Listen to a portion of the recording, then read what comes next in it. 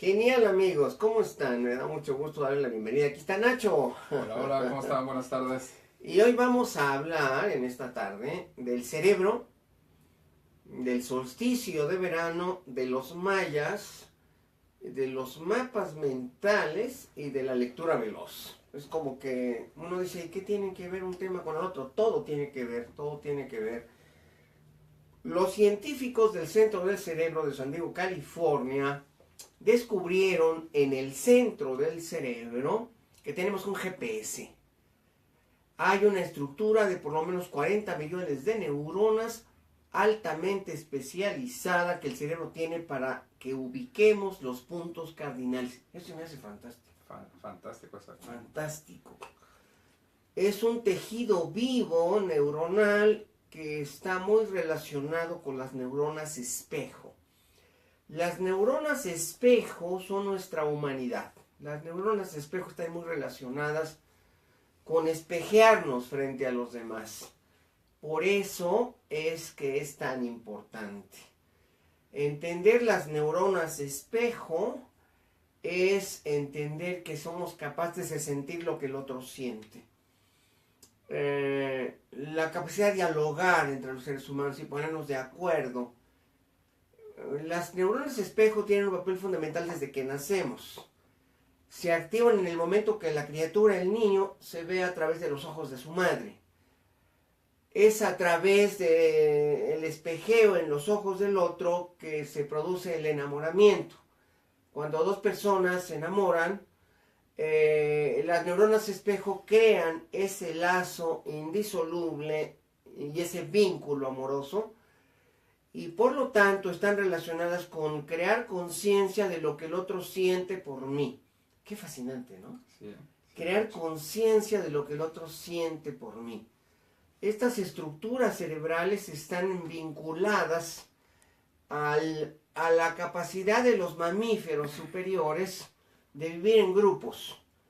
Si usted fija, los reptiles viven de manera separada. No son gregarios, sino que pues mamá cocodrilo los trae al mundo, son como huevitos, se empollan, salen y finalmente cada uno de estos reptiles, igual las serpientes, van en pos de su propio espacio. Pero los mamíferos, desde los ratones, preferimos crear hogares en común. Por ejemplo, el perrito tiene que estar con su progenitora natural 2 o 3 meses para poder ser destetado. Los mamíferos no estamos preparados por la naturaleza para esta individuación desde casi el nacimiento, como otras especies biológicas sí lo están. Si hablamos, por ejemplo, de los grandes mamíferos como el león, como el tigre, tardan hasta más. Sí, claro. Tardan 6, 8, 10 meses. Los mamíferos tenemos una forma, una estructura biológica de codependencia, y en el caso del ser humano, bueno, pues tardamos 10 o 15 años o 20 en salir del hogar. Somos unidades monofamiliares y vivimos todo un aprendizaje que se lleva muchos septenios, ciclos de 7 años, se dice por lo menos 3, de los 0 a los 7, de los 7 a los 14, de los 14 a los 21 años, para que realmente exista esa capacidad de salir, vivir fuera y crear un hogar nuevo. Eso es algo muy de la biología de los mamíferos. Es importante que sepan ustedes que estos descubrimientos están cambiando nuestra identificación de los aspectos fundamentales de la psique del ser humano. Somos una mente común. Hay un inconsciente colectivo de la familia. Jung, Carl Gustav Jung, el gran psiquiatra, discípulo de Sigmund Freud, postuló esta idea desde 1907. Desde 1907 tuvo su primera conversación, cosa que a Freud no le gustó, de lo que después Freud pensó al principio, a este hombre se le va a olvidar, porque ellos tuvieron esa primera aproximación a la idea de un alma universal. Es una idea de Jung hacia Freud, Cuando ellos se conocen en 1907, que es una relación fascinante, allá en Viena, pasan varios años juntos, más o menos un septenio, como de 1907 a 1914. Ellos tienen una gran amistad. Los dos están casados, los dos tienen hogares monofamiliares, uno vive en Suiza, otro en Austria, y se hace una gran amistad que implica hasta las familias, hasta las esposas.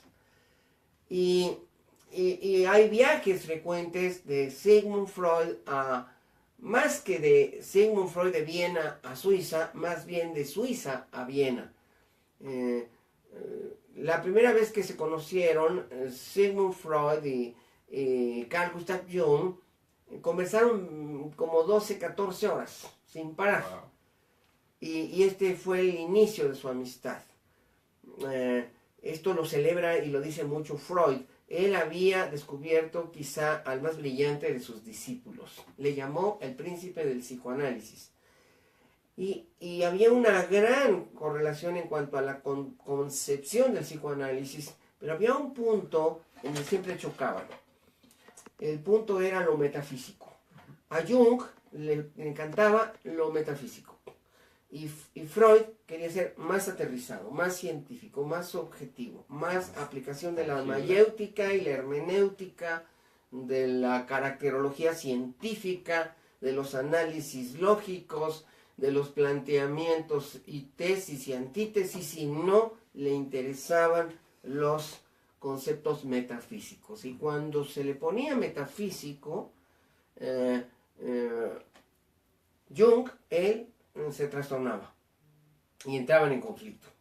Sin embargo, Jung creó la idea, la noción, con la que no estuvo de acuerdo Freud, del inconsciente colectivo. El inconsciente colectivo es una mente común, un alma universal, que parece hoy está perfectamente demostrada su existencia, que es el alma de la cultura. Un determinado conglomerado de individuos hacen lo mismo y lo hacen todos los días.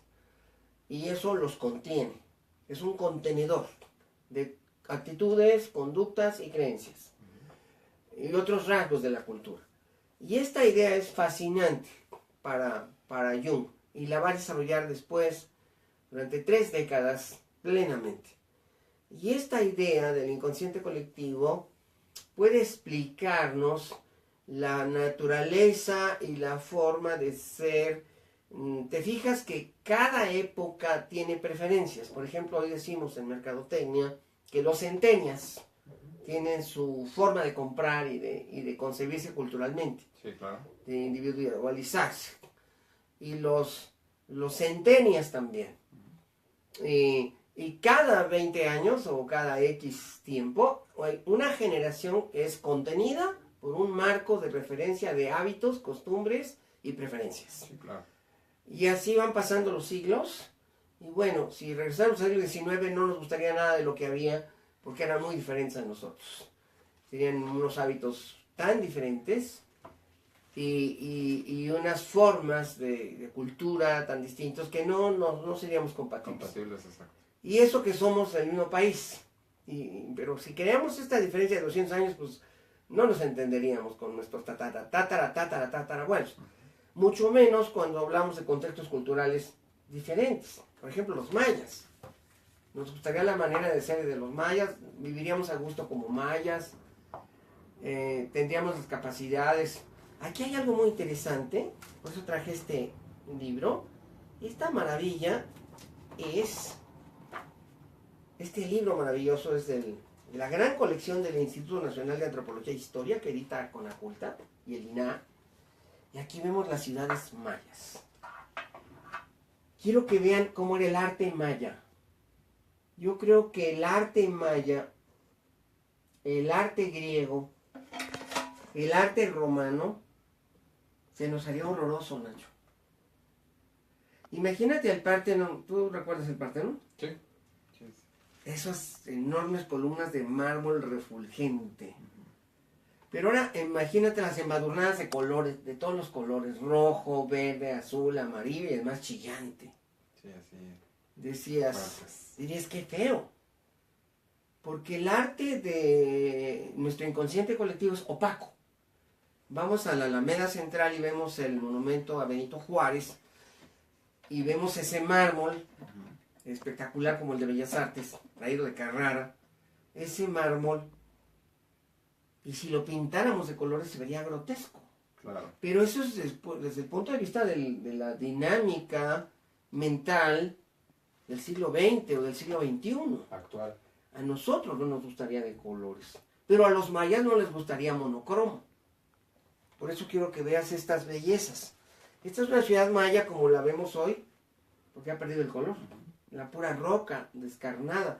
Pero en cambio aquí, ¿cómo lo ves, Nacho? Sí, de multicolor toda esta parte. Todo está lleno de colores. Que ahora aquí ya no existe. Así era el arte romano, así era el arte griego y así era el arte egipcio. En los egipcios, exacto. Todo estaba pintado de colores, la piedra estaba coloreada y a nosotros no se nos haría bello. Por ejemplo, mira qué bella ruina.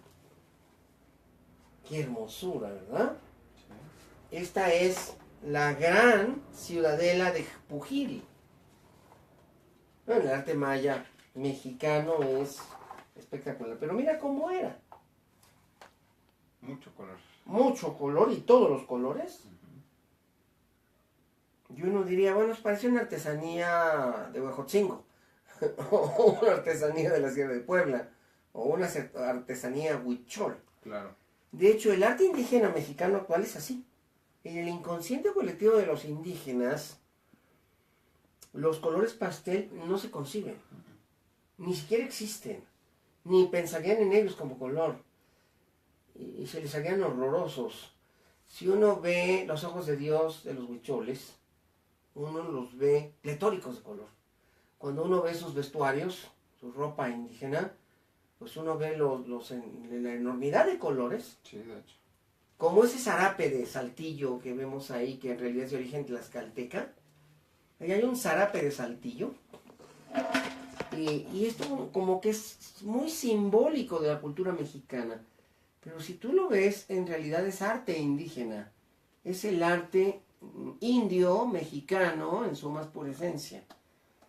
Estos zarapes de Saltillo, en realidad, son un símbolo de México. Pero tienen una larga historia que a lo mejor la gente no lo sabe.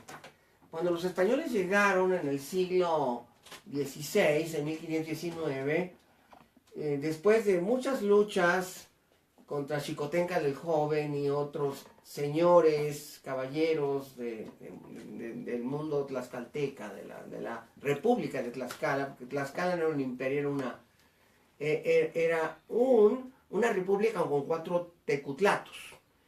Tecutlato es una palabra que viene de tecutli, que significa hombre. Hombre es una forma de decir gran señor.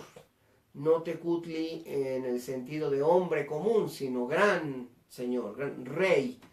Y entonces estos 4 tecutlatos, que eran señoríos, de ahí viene el valor señorío de estos 4 señores, Tlaxcala era gobernada por 4 señores, que eran elegidos cada X número de años para gobernar. Era una república.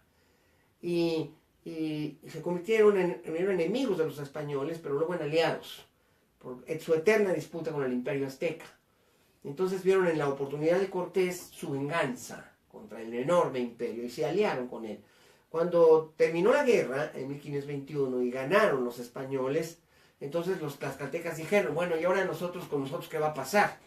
Nosotros fuimos tus aliados, nosotros tenemos derechos, nosotros tenemos facultades, somos ganadores como ustedes. Y entonces los españoles, muy divertido, una de esas cosas trágicas y tristes, dijeron, bueno, sí son señores y respetaremos sus títulos, pero no sus tierras.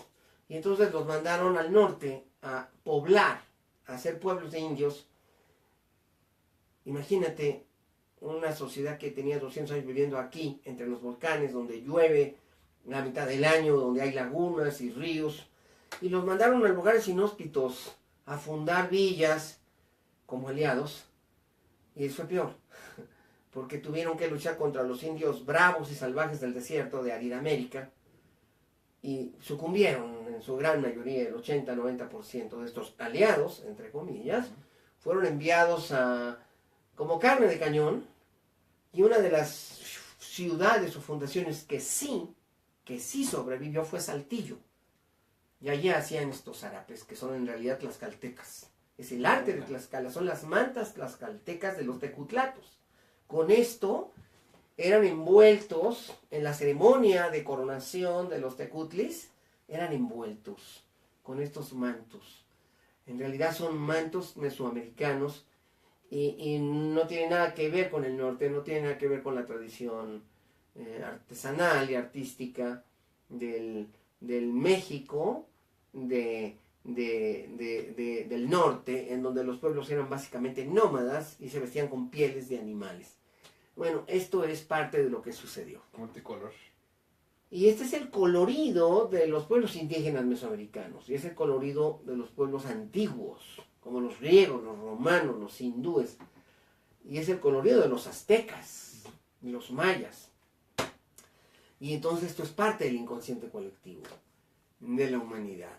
Vamos cambiando en la conciencia y prefiriendo otras cosas.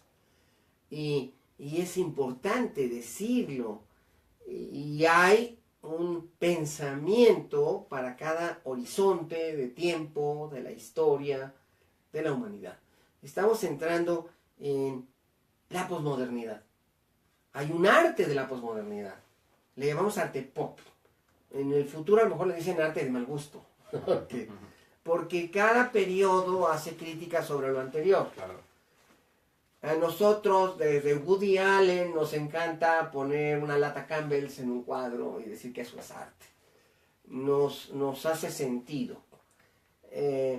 Pero vendrán otras generaciones a descubrirnos que a lo mejor un arte fallido, no lo sabemos. Pero generalmente estas son las evoluciones de la mente. Es como el ejemplo de Pablo Picasso, ¿no? Es correcto. Todo el mundo decía, ¿qué onda con este señor? Sí, sus monos pintados no satisfacían a nadie. Y hoy es el arquetipo del Miguel Ángel de la posmodernidad. El modernismo cambió las formas tradicionales del arte del siglo XIX, como el romanticismo, Jacobo Luis David, esas pinturas imperiales que le encargaba Napoleón, de corte realista, quedaron atrás cuando la gran revolución cubista y impresionista y la gran revolución modernista transformó el arte. Entonces la mente va cambiando y nos vamos transformando. Todo esto es muy importante entenderlo porque todo parece estar en esta región del cerebro. Tenemos un GPS para la ubicación de los puntos norte, sur, este, oeste, pero parece que también es un GPS para la preferencia de colores y de artes. El arte moderno, que nos parece tan moderno, en realidad ya había existido hace 10.000 años. Cuando nosotros vemos las grandes obras de hace 10.000 años, lo vamos a ver. Pero aquí hay un libro sorprendente que se llama Los ciclos de tiempo y su significado en los libros del destino de México, de Elizabeth Hill Boone. ¿Qué libro? Mira, ve cómo eran los códices aztecas. Y dime si no son arte moderno. Sí. Es arte moderno, pero de hace 500 o 1000 años. Pero fíjate cómo es esta concepción. Parece que tiene que ver con esta región del cerebro. Y me gustaría que entendiéramos que hay muchos secretos que aún no podemos descifrar. Este es el Códice Borgia. Mira qué cosa más bella. No está a colores. Debería estar a colores. Es una lámina en color. Pero mira qué belleza. Pero sabes que en realidad este no es una pieza de arte, no es un cuadro, es un relato. Esto es escritura. Una historia, sí. Y es una historia. La historia de la teogonía mexica. Entonces, es importante entender.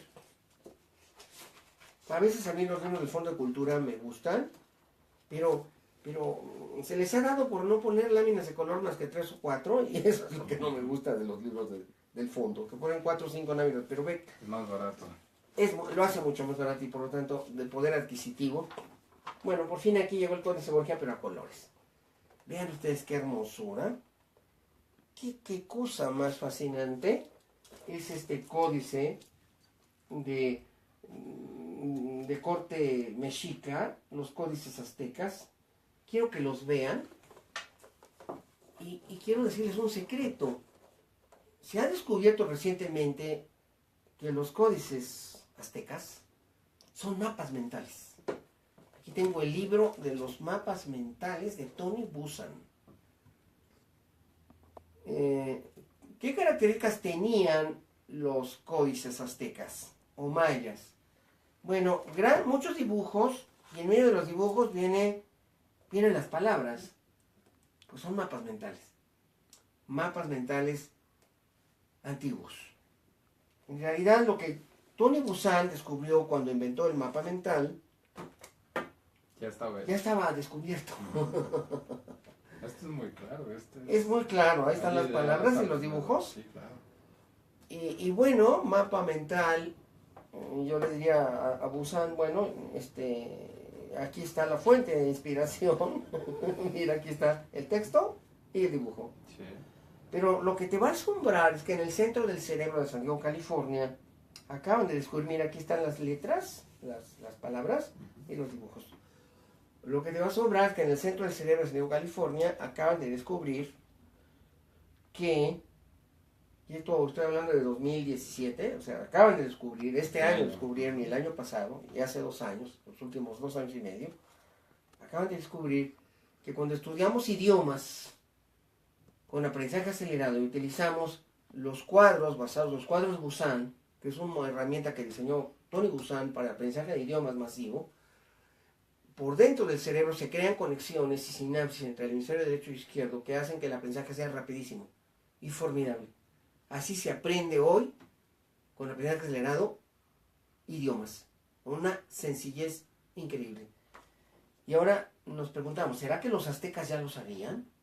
¿O esto es una casualidad? ¿O nunca lo sabremos? Pero estaban en lo correcto. Ellos son el futuro.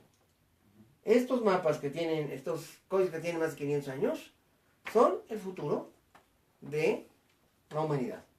Así vamos a escribir en el futuro. Hemos entendido que, por ejemplo, el aprendizaje de idiomas se facilita en 10 veces menos tiempo cuando utilizamos estos modelos. Que creó Buzan, sí los creó Tony Buzan, pero en realidad ya estaban creados. Ya estaba. Y es asombroso, es admirable. Y yo lo quise compartir hoy con nuestros amigos del auditorio. Bueno, porque todo lo que está pasando en el mundo para mí es importante y muy interesante. Tengo 18 años como rector de una universidad de punta, de tecnología de punta, y mi intención siempre ha sido, desde que se creó esta universidad allá en Toluca, llevar lo óptimo, lo más extraordinario que hay en el mundo, los descubrimientos y los aprendizajes. Todo parece indicar que esta zona que se encuentra entre el lóbulo parietal temporal y el occipital del lado izquierdo y también del lado derecho, son 12 zonas espejo, están relacionadas con esta capacidad de superaprender. En la región de Broca, no. La región de Wernicke, que está pegada a la zona de Broca, aquí en esta región del área de aprendizaje del hemisferio izquierdo. Aquí en esta parte, ¿no? Exactamente, aquí es donde tenemos el área de Broca y el área de Wernicke. Bueno, este en realidad es un cerebro de trazos de frenología. La frenología está muy superada y ya nadie cree en ella, pero en su momento trató de explicar qué hacía cada región del cerebro. Pero hoy sabemos que en esta zona hay grandes secretos, y también en el lado derecho, en esta misma zona equivalente. Y poco a poco iremos aprendiendo más y sabiendo más, teniendo más aprendizajes de todo esto. Pero esto es solo el comienzo para ir entendiendo mejor nuestro cerebro y las infinitas maneras que vendrán en el futuro para aprender cosas. Pero si tú quieres aprender idiomas y utilizas estos cuadros donde pones, los cuadros hacen así, ponemos 200 dibujos y 200 palabras. Pueden ser adjetivos, pueden ser sustantivos, pueden ser verbos, o pueden ser palabras simples de vocabulario. Y después empezamos a estudiarlas con métodos de aprendizaje acelerado. Por cierto, ya viene mi curso de aprendizaje acelerado, no se lo vayan a perder, porque es el curso de verano. El verano entra hoy, Nacho. Hoy es 20 de junio de 2017 y hoy a las 11 de la noche con 24 minutos exactamente entra el solsticio de verano. Por cierto, todos los edificios mayas, todos prácticamente, miden los solsticios a través de la curva de sombra sobre las alfardas. Esto se descubrió Arochi hace como 50 años en el castillo de Chichén Itzá. Pero en realidad el 90-80% o 90% de todas las pirámides mayas lo hacen. Todas las pirámides mayas miden aquí con la curva de sombra la presencia exacta del solsticio. A veces lo miden con puntos y ventanas, con columnas. Pero en realidad estos mapas, estas edificaciones eran estructuras cosmogónicas, teogónicas, que tenían implicaciones astronómicas. Por lo tanto, a través de estos edificios y el paso del sol, los mayas podían decir exactamente en qué momento del año se encontraban. A través de la proyección de las sombras, podían definir en qué mes y en qué día se encontraban viviendo. Qué cosa más maravillosa. Padrísimo. La mentalidad de los mayas. El avance, ¿no? El avance que ninguna otra sociedad en Europa, ni en Asia, ni en África había alcanzado. Bueno, aquí está el códice, estas maravillosas joyas que fueron destruidas en el palacio de Moctezuma Xocoyotzin.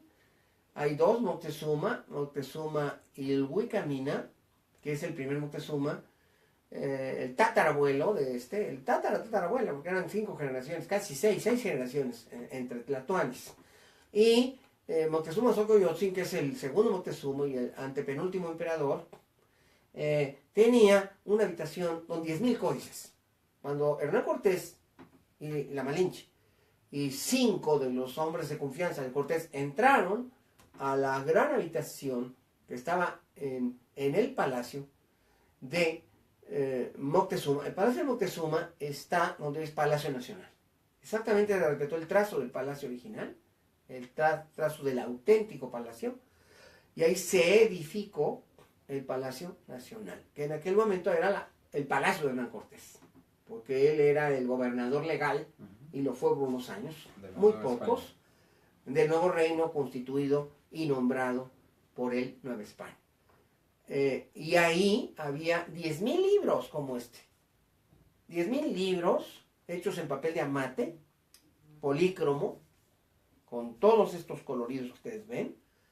Este ya es un poquito posterior, obviamente esto ya tiene la letra latina, esto es del siglo XVI, pero los anteriores que carecen de glifos latinos son de alrededor del año 1500.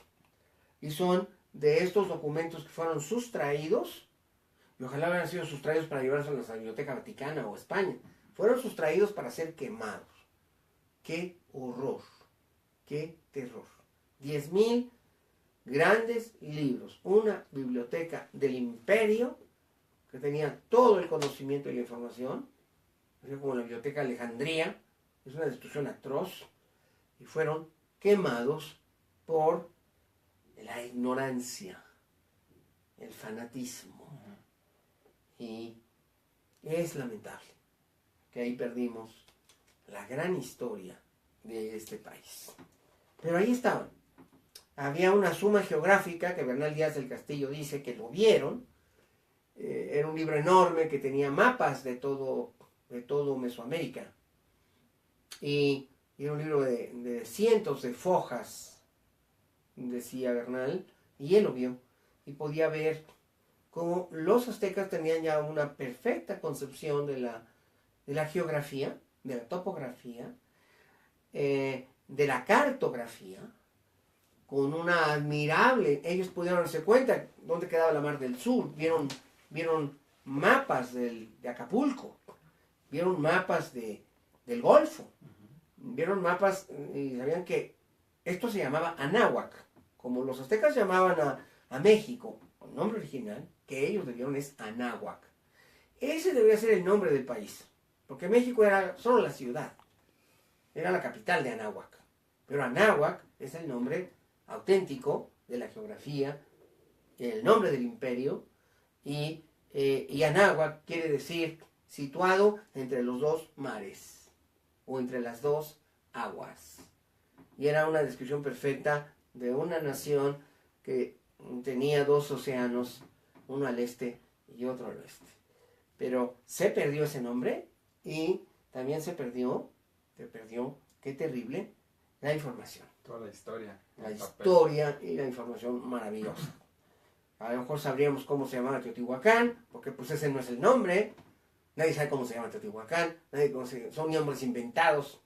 Nadie sabe la pirámide del Sol, cómo se llamaba, o la pirámide de la Luna. Todos esos nombres son falsos.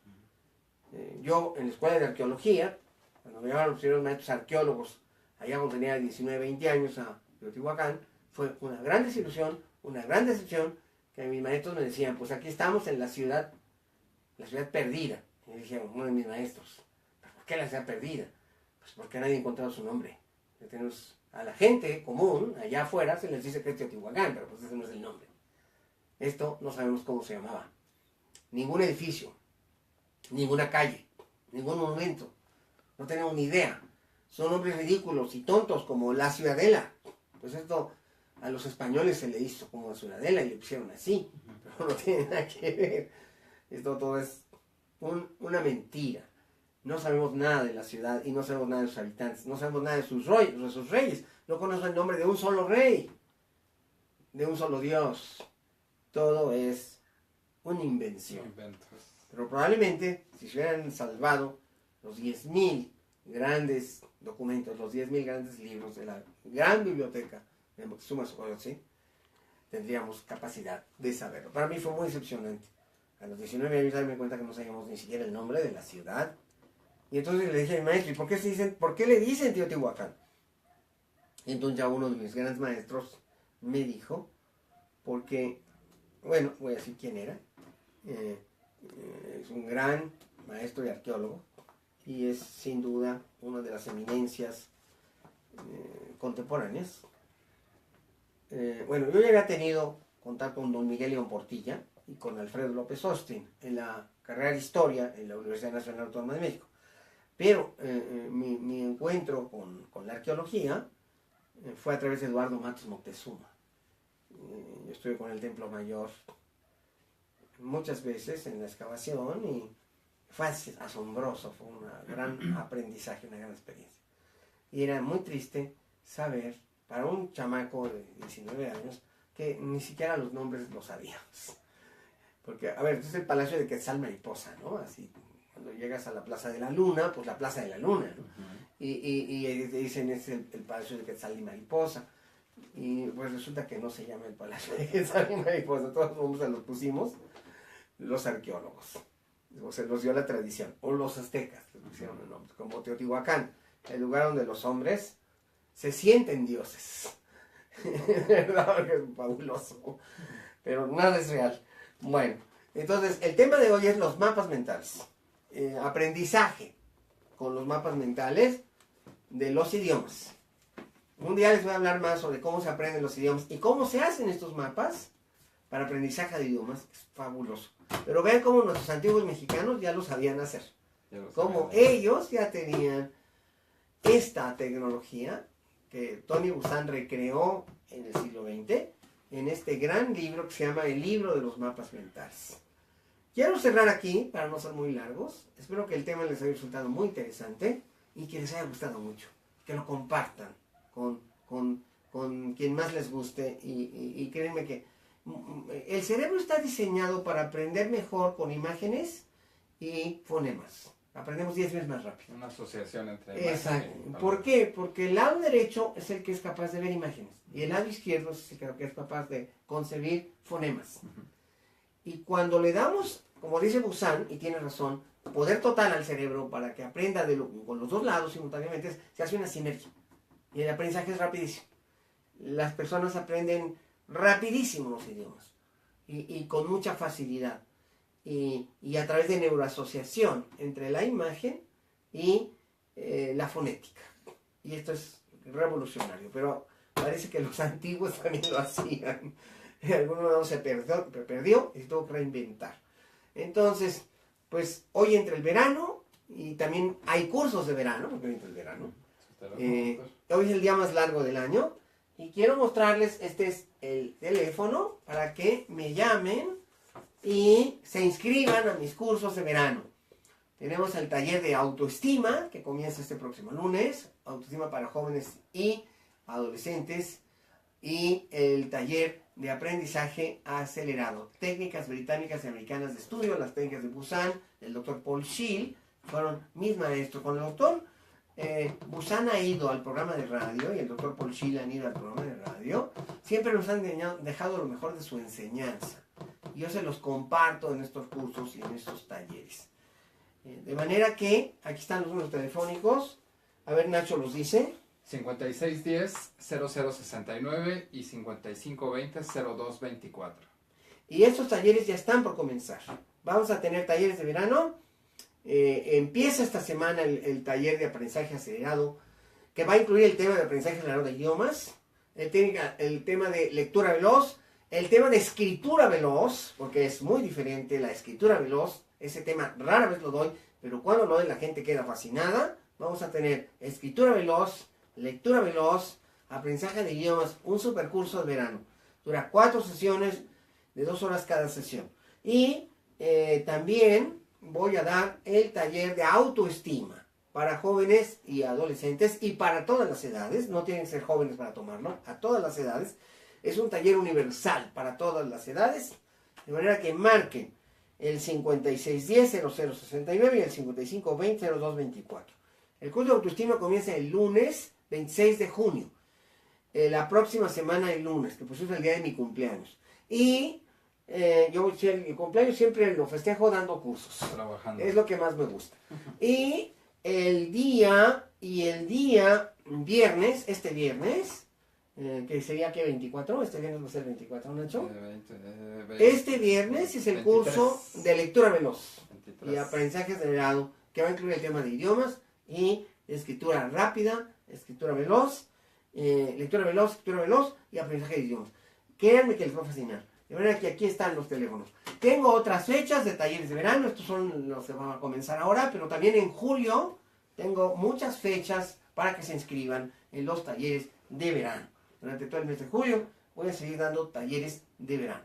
Y bueno, el tema de hoy fue muy apasionante y la gente ya debe tener muchas opiniones. Vamos a pedirle a Nacho que nos diga qué dice la gente. Adelante, Nacho. Claro que sí, doctor. Un saludo para Mirsam Keletsu Murillo Soto. Dice saludos, Nachito, que gusta verte. Muchas gracias. Saludos para Nacho. Mike Dos Santos, me da gusto volver a escucharlo, doctor Cruz, muy buen tema. Lo mismo que Lucy Morales, saludos, doctor Pepe y Nacho, son excelentes. Carlos Martínez dice, amigo, la sabiduría es para obtenerla con la mente y ofrecerla gratis, para servir al arte de ver y ofrecer conciencias. Es un gusto tenerte entre nuestros espectadores. Magdalena Zimmerman, qué gusto escucharlo. Manuel Vázquez, saludos amigo Pepe, muchas bendiciones. Irma García Ordaz dice, muy cierto doctor, por convencionalismos, yo creo que se refiere a la pérdida de todo el material de los antiguos aztecas. Virginia Navarro dice, saludos Nachito, volverte a ver con el gran maestro Pepe Cruz, también para mí es un gusto.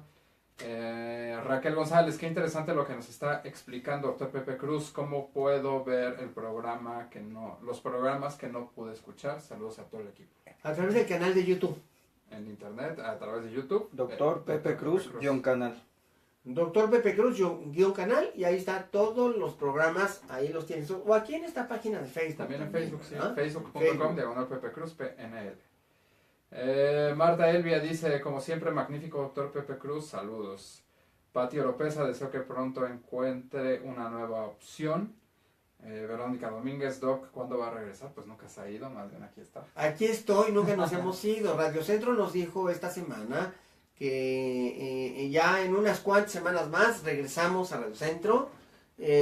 Todo el equipo, toda la barra de programas que ustedes quieren y prefieren va a reincorporarse muy pronto. No les tengo la fecha exacta, pero espérenos muy pronto. Verónica Domínguez, es una bendición escucharlo. Elba Jiménez, gracias maestro de luz. María Lourdes Ferrero, un saludo para ella. Guillermo Gallegos, doctor, le mando un cordial saludo. Me gustan sus transmisiones. Marcela Rodríguez, ¿dónde lo puedo escuchar en el radio? Me urge seguir con sus enseñanzas. Pues mientras aquí a través de Facebook. Aquí a través de Facebook, aunque los sábados, todos los sábados a las 3 de la tarde estoy en ABC Internacional en un programa que se llama, como invitado, no como conductor, sino como invitado. ¿Cómo se llama el programa? Vida, vivir y vive. Vida, vivir y vive. Ahí en Vida, vivir y vive, todos los sábados a las 3 de la tarde, de 3 a 4 de la tarde, el horario que siempre tuvimos. Estamos ya en vivo, invitados permanentes todos los sábados para hablar de estos temas. Irma García Ordaz, gracias doctor. Israel Solano Sánchez, doctor José Cruz, qué gusto verlo en vivo, gracias. Refugio López, qué gusto de verlo nuevamente. Ya a nosotros gusto, nos da enorme saber que están ahí. Y por último, Claudia Asillade, saludos desde Naucalpan al doctor Pepe Cruz y a Nacho. Pues muchas gracias hasta Naucalpan. Naucalpan. Fíjate qué nombre tan hermoso. Naucalpan. Naucalpan. Todos estos nombres, a veces la gente no se da cuenta de lo que significan. Yo quiero decirle al regente de la Ciudad de México, no es regente, al señor Mancera, que le regrese su nombre a la calle de Nonualco. No tengo nada y admiro y respeto a los hermanos Flores Magón, aclaro, pero revuélvele su nombre a la calle de Naucalpan. Hay razones históricas para devolverle su nombre. Ahí estaba el edificio del Naucalpan. Y si le quitamos su nombre ya no lo vamos a poder ubicar. Es importante que le regresen su nombre a la calle de Naucalpan. Es urgente que le regresen su nombre a la calle de Naucalpan. Estos nombres no se deben de tocar. Son imperecederos, son perennes, son para siempre. Si de por sí nos da trabajo que la gente se acuerde, pues si quitamos los nombres, pues menos van a acordar. Exacto. Entonces, quiere el Naucalpan. De nuestra esencia, ¿no? Exacto. Digo, también los hermanos Flores Magón. Y yo creo que el regente de la ciudad, el que sea, el que esté en turno, debe tener siempre un historiador de cabecera. Sí, claro. Que le diga qué hacer y qué no hacer en estos temas tan delicados. Como cambiarle el nombre a las calles. Creo que debería haber una comisión, un área en el gobierno de la Ciudad de México para preservar. Es una de las grandes metrópolis con más historia de la humanidad. Y nuestros gobernantes piensan que están gobernando, son esa ciudad satélite que tiene 30 años, 40 años de historia. Y de repente trastocan los nombres y destrozan y ni cuenta se dan de lo que hacen. O van por encima de los edificios y destrozan los edificios.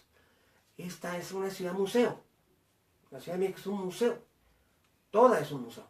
En cada rincón pasó algo. Y yo le pido al señor Mancera que yo ya hice un mapa de colocación de 1000 lugares de la Ciudad de México. 1000 lugares que deben contar su historia. Te paras en esta esquina y no te dicen nada. Por ejemplo, si te paras en la calle de Pino Suárez y Izazaga, debe haber una gran placa que dijera, en esta esquina, el día 28 de noviembre de 1519, el emperador Moctezuma, que venía en su palanquín, recibió a Hernán Cortés, que venía en su caballo, y aquí se dio la entrevista. Y aquí Cortés quiso abrazar a Moctezuma y los grandes señores de Anáhuac, Cuauhtémoc, que fue el primero que se dio cuenta, y luego Cuitláhuac, que fue el segundo, se lo impidieron, retirándole sus brazos porque la persona del emperador era intocable. Y entonces uno pasa por esa esquina y no se entera de nada, no sabe ni lo que está mirando. Sí. Uno va por la calle de Pino Suárez y pasa por la tumba de Hernán Cortés. Nadie sabe que ahí está. Sí, en una iglesia ahí. No puede ser. No, ¿qué nos pasa? Así como una vez, saludos. Yo tuve una gran amistad con el señor Héctor Suárez, que me mandó a su hijo a educarse conmigo en temas de historia. Estaba el niño muy chiquito, tenía Héctor Suárez Gómez. Y Pepita me veía en televisión y les di clases durante 2 años. Y Héctor Suárez me preguntaba cosas sobre el pasado de la Ciudad de México. Una persona muy culta, porque uno lo ve como un cómico, pero era una persona culta. Y me acuerdo que una vez me dijeron, bueno, llévanos al centro de la Ciudad de México y platícanos lo que pasó en cada esquina. y hicimos una visita hace como 30 años. No alcanzó un día, doctor. Y bueno, no alcanzó como para 3 cuadras. No puede alcanzar para más. Y entonces ahí, desde entonces me dieron la idea, hace más de 30 años, hace 33 años, Salvador Novo tuvo esta idea, fue el cronista. Después, don Salvador Novo falleció. pero él tenía un mapa de sitios importantes de la Ciudad de México. Sería fascinante que pusieran simplemente unas placas de metal en un simple poste, así como ponen el nombre de la calle, con un logotipo especial y que dijera, aquí, en este lugar, sucedió esto, en el año tal. Porque la gente cruza por las calles, no tiene ni la más remota idea, y cada rincón de la Ciudad de México es espectacular. Así como afuera de la cantina de la ópera debía haber un letrero que dijera, aquí se dice que Pancho Villa tenía un palazo en el techo. ¿Quiere darse cuenta dónde está el balazo? Entre al restaurante de la ópera y lo va a ver en el techo. Pero la gente pasa y no entiende. Por ejemplo, ese gran palacio de los marqueses del Valle de Orizaba, de los condes del Valle de Orizaba, que es Sanborns, pues es una joya. Es un museo viviente. Y tiene una historia de 200 años. 200 años maravillosos. Bueno, la primera fundación del edificio pues es del siglo XVII. Pero, ¿por qué está ese edificio lleno, completamente lleno de azulejos? ¿Cuál es el Palacio de los Azulejos? ¿Qué pasó allá adentro? Y es una historia tan bella y tan enorme de contar. Hasta llegaron los hermanos Sanborns y compraron el edificio y hicieron una especie de bazar con nevería. No había llegado el ice cream soda a México. Por eso compraron el edificio y lo pusieron adentro. Se les hizo muy sofisticado un palacio colonial convertirlo en heladería. Pero en realidad es el origen de Sanborns, de los tecolotitos. Y los hermanos Sanborns trajeron el ice cream soda y lo vendieron ahí por primera vez. Y la gente iba fascinada. Hacían colas para entrar a probar el helado. Y bueno, ese palacio con tanta tradición y toda una historia, wow, y ni idea tiene la gente de lo que está mirando. Claro. No sé si imaginan que es un mall y que lo hicieron hechizo. No, pero todo es original, todo es auténtico. Entonces, por eso es importante que haya este mapa de la ciudad con los 1000 sitios más importantes y que hay una placa en cada sitio que cuente la historia, que todo el mundo pueda tomarle una foto y llevarse la información. Sí, por supuesto. Porque nuestra ciudad es un museo viviente y cada rincón tiene una larga historia que contar. Formidable. Una historia fascinante. Muy pocas ciudades en el mundo pueden darse ese lujo. Que por ejemplo llegáramos a una esquina y dijera, aquí el barón de Humboldt descendió y encontró a Coatlicue, pidió que se la desenterraran porque la habían enterrado, que la Inquisición la condenó a estar escondida bajo la tierra. Y Humboldt extrajo a la enorme pieza que parece ser horroroso, que era el demonio. O en esta esquina, Simón Bolívar llegó para conocer a la abuela Rodríguez, que se le hacía la mujer más bella del continente. Entonces, todo eso pasó aquí y nadie se da cuenta. Y cuando yo en la Plaza de Santo Domingo, vieron un letrero que decía, aquí estaba la casa de la Malinche con Jaramillo, el hombre con quien Cortés casó a su mujer, a su amante, para quitársela de encima. Y la condenó a vivir 20 años de soledad terrible y de dolor espantoso, porque fue una forma de librarse de ella y de no corresponder. Bueno, es una larga historia y una historia hermosísima. Y muy pocos lugares del mundo pueden decir, esto es grandiosa, nuestra historia es grandiosa. Roma, Atenas, Estambul, apenas podrían competir con la Ciudad de México. París, bueno, Londres quizá, no estoy tan seguro de Londres. En Egipto está El Cairo y Alejandría. Y bueno, algunas otras ciudades del mundo. Pero alguien tiene que hacerlo. Alguien tiene que rescatar a nuestra ciudad. Así es. Hay que pedir. Este proyecto que hace 40 años creó Salvador Novo debe continuar. Alguien lo tiene que continuar. Esto, se lo dije tantas cosas, se lo dije a Ernesto de la Peña, mi gran amigo, y me dijo, sí, varias veces se intentó, pero no sucedió. Y sería que es el momento. Claro. Amigos, muchas gracias. Ya nos vamos a despedir. Nacho ya tiene que irse. Nosotros tenemos que ocuparnos de algunas labores. Yo voy a dar un curso al ratito. Me tengo que ir a dar mi curso. Así es que les agradecemos el haber estado con nosotros. Hoy les compartimos todo esto. Y muchísimas gracias por estar. Y me gusta cuando hay lluvia de corazones. Sí, demasiado. Y los deditos. Aquí están mis presentes. Un saludo. Nos gusta la lluvia de corazones. Nos encanta la lluvia de corazones. Los saludamos con mucho cariño. Aquí está la lluvia de corazones. Qué bonita la lluvia de corazones. Lluvia de corazones. Muchos deditos que dicen me gusta. Y nosotros nos gusta que ustedes nos quieran. Nos gusta mucho que ustedes nos quieran. Y les guste lo que hacemos. Así es que muchísimas gracias. Pide Nacho. Muchísimas gracias, doctor. Que pasen una excelente tarde.